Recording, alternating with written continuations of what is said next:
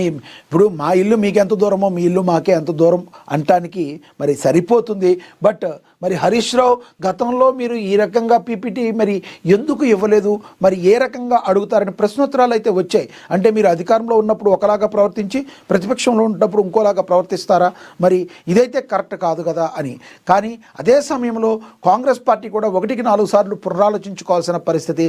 ఎందుకంటే గతంలో మీరు చేసింది తప్పు కాబట్టే మీరు బాయ్కాట్ చేసి వెళ్ళారు. ప్రజలు ఆ ప్రభుత్వం చేసిన దాన్ని హర్షించలేదు కాబట్టి మీ ప్రభుత్వానికి మరి అవకాశం ఇచ్చారు. మరి 1-4 సార్లు పునరాలోచించి మరి అడిగిన దానిలో న్యాయం ఉంటే మరి పీపీటీకి అవకాశం బీఆర్ఎస్ పార్టీ కూడా కల్పించాలని రాజకీయ విశ్లేషకులు చెప్తున్నారు. అదేవిధంగా మరి సభని 2వ తారీఖు నుంచి 7వ తారీఖు వరకు మరి కొనసాగుతుంది అని చెప్పి ప్రసాద్ కుమార్ ఆల్రెడీ తెలియచేశారు. కానీ 15 రోజుల పాటు సభని జరగాలని మేము అడిగాము. దానికి స్పీకర్ గారు మరి ఆలోచించి చెప్తాను అని చెప్పి మాట్లాడినట్టుగా మరి తెలుస్తుంది. ఓవరాల్గా రేపు జనవరి 2 నుంచి 7వ తారీఖు వరకు మరి మాటల యుద్ధం జరుగుతుందా, మరి ఏంటనేది అందరికీ కూడా ఒక ఉత్కంఠ నెలకొంది.